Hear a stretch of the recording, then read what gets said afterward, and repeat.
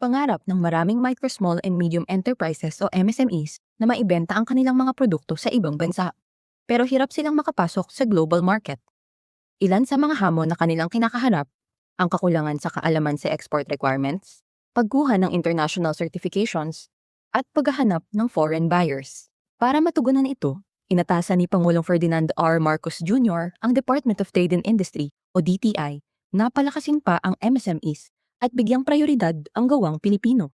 We are also very proud of the Tatak Pinoy Act, which aims to bolster industry development and enhance the Philippines' integration into global value chains.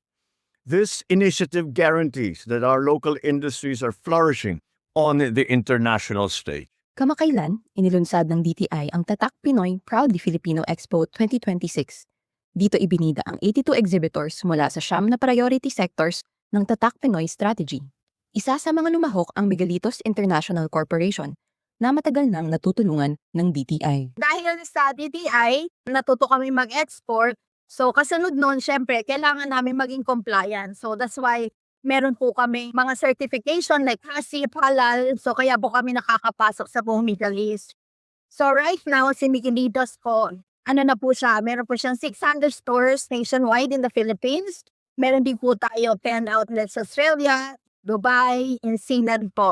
2006 naman nang magsimulang mag-export sa Japan ang kumpanyang Coco Plus. Isa sa mga hamon na hinarap nila ang tinatawag na return shipment sa kanilang mga produkto dahil sa quality issues. Kahit po noon, yung hindi pa ako nag-a-attend medyo sa DTI, nakakapag-export naman, pero umayos po yung export namin nung nalaman ko na kung ano ang tamang gawin, yung tamang pag-e-export, yung tamang pagpipresyo, even yung mga logistics, lahat yan, in-import sa akin ng DTI. Ayon kay DTI Secretary Cristina A. Roque, ang kanilang kwento ng tagumpay ay malinaw na resulta ng strategic focus ng pamahalaan. Dagdag pa niya, ang Administrasyong Marcos ang may pinakamalawak na network ng free trade agreements sa kasaysayan ng bansa. This means that our products are accepted now globally. So again, to those that are thinking of exporting or the exporters, the world is waiting for our products. We have so much to offer to the world. Sa ilalim ng Marcos administration, patuloy na lumalakas ang export performance ng bansa dahil na rin sa paglago ng electronics, machinery and transport equipment at gold export. Patunay ito na mas lumalawak ang access ng mga produktong Pilipino sa global market at maraming nabubuksan na oportunidad para sa mga MSME.